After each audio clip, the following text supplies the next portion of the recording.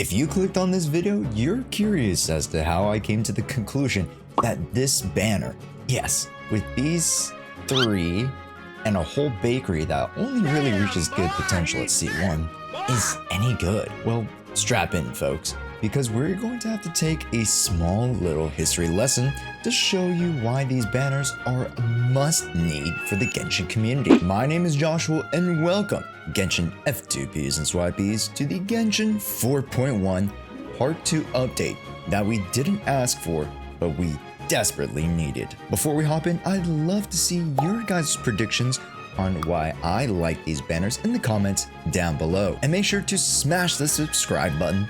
And here we go. Now, let's take a small review of the banner once again, as if we didn't already take one look and roll our eyes. We have Wriothesley Bear with Drunk Twink, and a Shielder who's best used in Virgin teams, a Genie, and the Jonathan's favorite character. Firstly, let's make the outstanding statement that this banner introduces to us an archetype not yet seen in the game.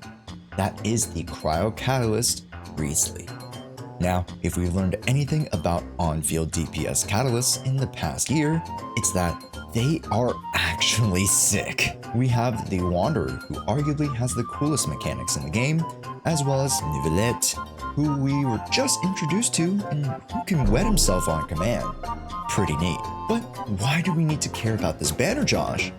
I'm just gonna be pulling on Furina's banner after anyways. And that's exactly it. Yes, these banners are not good because they themselves have innate value.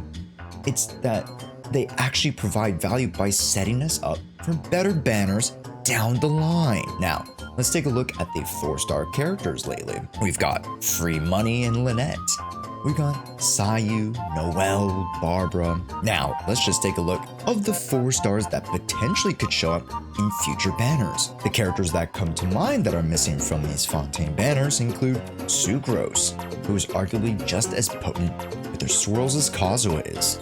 Kukishinobu, who is the most flexible Electro support, able to be the Hyper Bloom carry as well as a great spread support. Unfortunately, we've already gotten Jshoea and Bennett, but Xiangling, the last front in the national squad, is way too strong, and you'll definitely want constellations. There's Yao Yao, Beidou, Xinye. Happy birthday, Xinyan.